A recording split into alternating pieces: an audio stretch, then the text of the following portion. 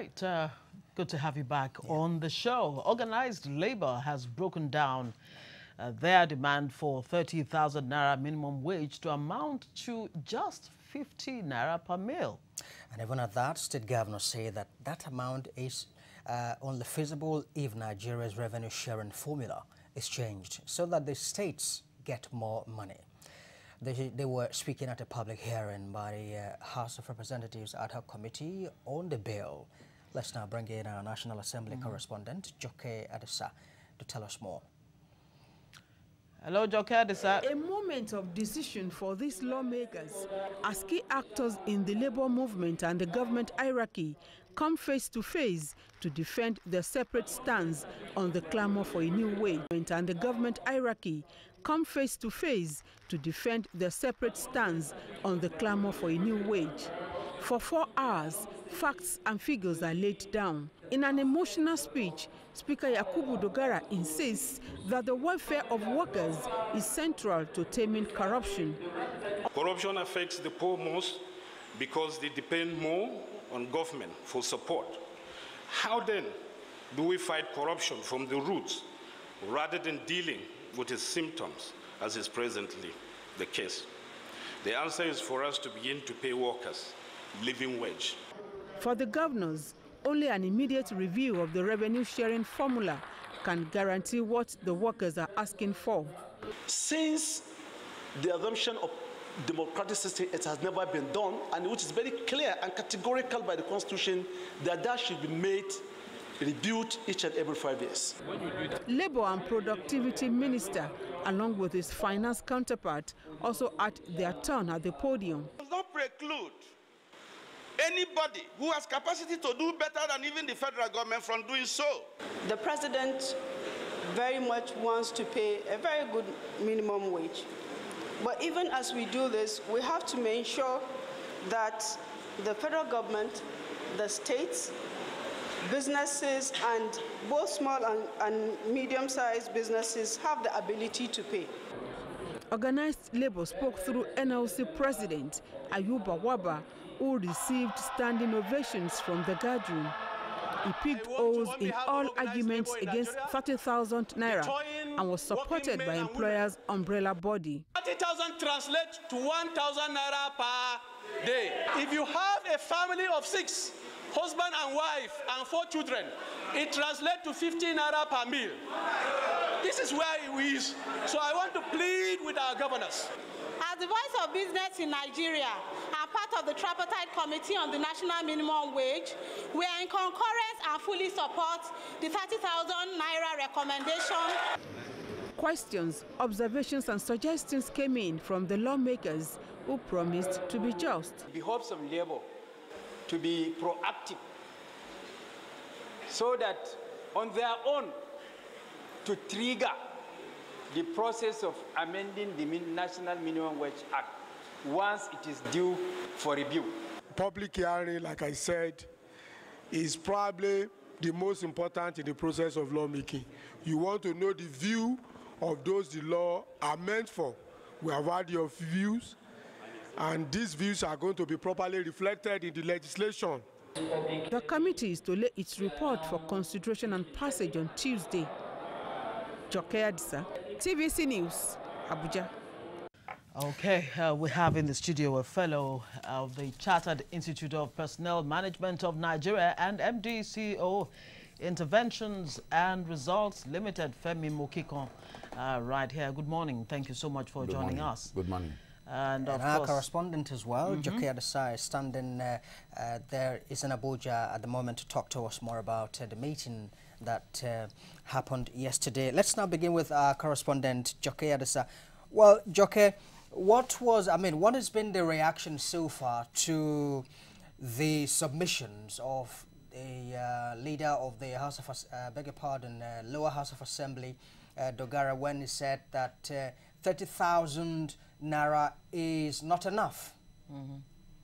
Yes, indeed. He actually drew ovations from very loud ovations of that from members of organized labor.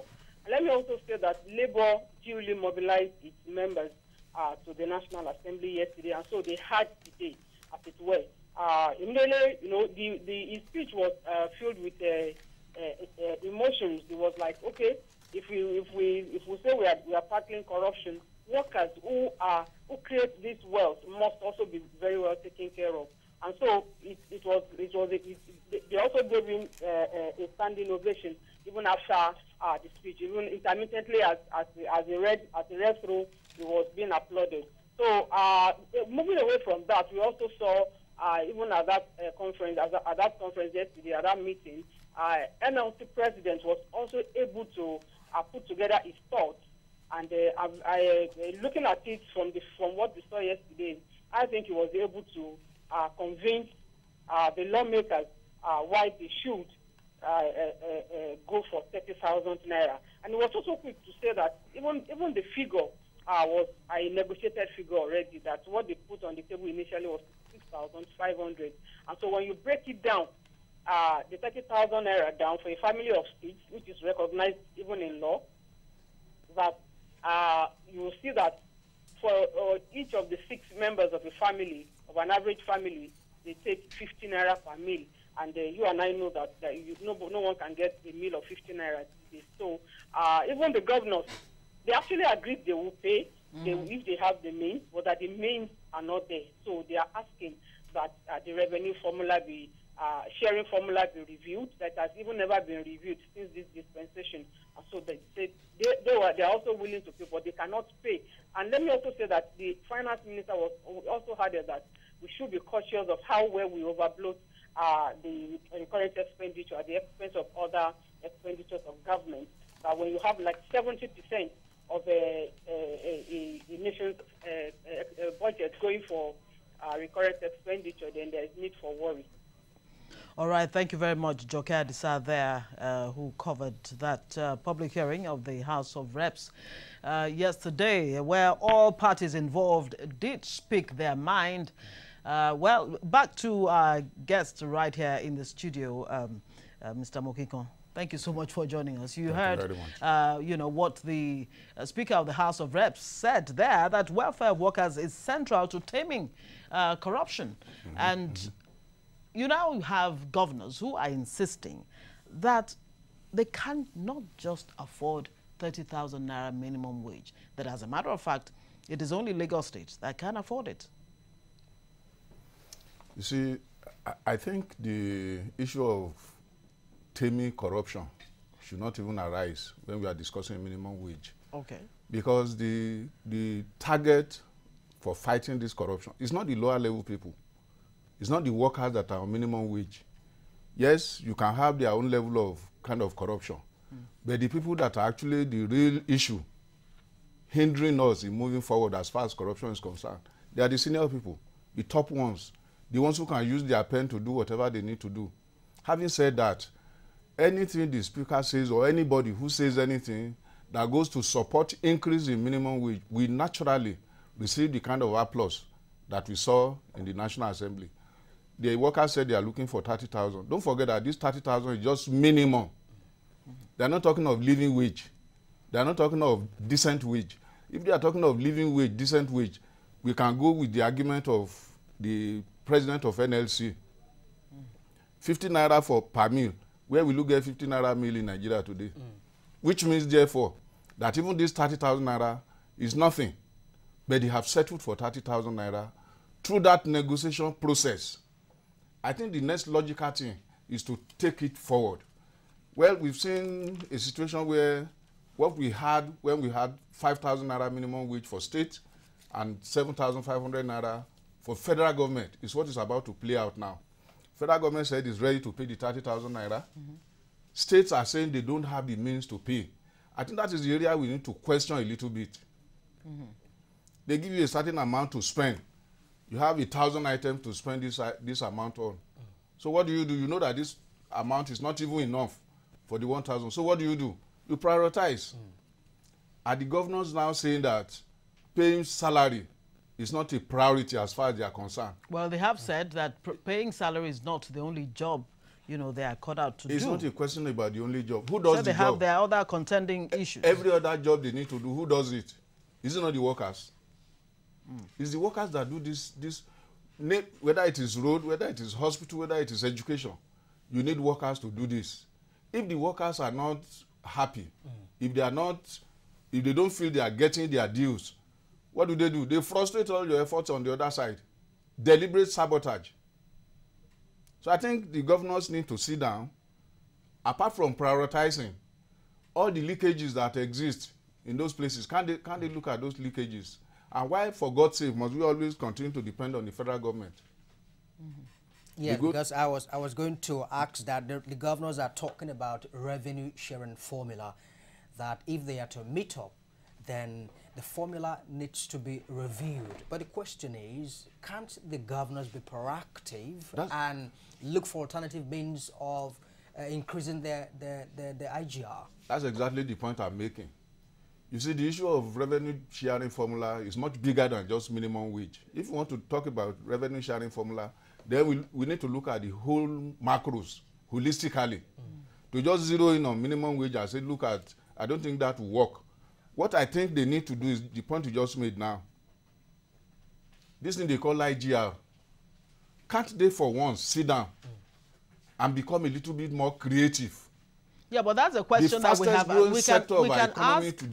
We can ask that question till we're blue in the face. But the same, the whole system, does it allow a state governor, for example, to be as creative as he should be, in a way that it will reflect on the IGR, the healthcare delivery, infrastructure development, and all other basic things that that individuals in their domains would actually need? There's no doubt that there are. Is it not the structure? Is it not the? Yes, yeah, is it not that is constraining? Okay. But within those constraints, you can still be creative. A state like Lagos, for instance. Lagos has no problem. Lagos is swimming in wealth. No, despite the constraints, they still come up with a creative means of. But of course, you know that the wage or what the income level in other states is not the same thing as we have in Lagos State. For the individuals, Lagos can wake up one morning and say, for even standing up today, you must pay. And people will be willing to pay. Why? Because they want to stay in Lagos. You go to some state, I don't want to name any state, you go to some state, instead of staying, people want to run away from such states. Why? Because there is nothing to hold them back, there is nothing to attract them. And it is this area that governors should become creative. What can we do in this state to attract people? I'll give you an example. Just take entertainment. Today in the whole world, entertainment is a fast-growing industry. It's spinning money like no man business. There's no sector of no section of Nigeria where you don't find some cultural, some artistic, some creative young boys and girls who they just sit down and they wake up, they put a few things together, before you know it, it's a hit. Why can't some people focus on that? And some must everything be in Lagos? Some natural tourism, resources, for example. some natural resources that they can, no, because they have Abuja to rely on. They don't look at those areas. Any little thing they run to Abuja. So how do we get out of this vicious cycle of, we don't have enough money to pay salaries, we have to rely on the federal government, and federal government says, because I recall when the bailout happened, President Buhari actually, spoke to the governors that they should begin to think out of the box to discover ways of, raising, their IGR. How do we get out of this cycle? No, really, what is the way out? We've been saying it all along, but nothing has happened. Nobody has, none of the governors, all we just keep hearing is complaints, complaints, complaints. Let one of them take the initiative and say, for once, even this money I'm getting from Abuja, I will pretend that it doesn't exist. Let me go back. And what do? You need creative people. Assemble the brains around. Whether in the private sector or the public sector, you have the brains. It is people that will come up with the ideas, that will give us the resources that we require. There are several countries in this world that they have next to nothing in terms of resources. The only thing they have is the human being, human capital. And isn't that all you need? That's all you need.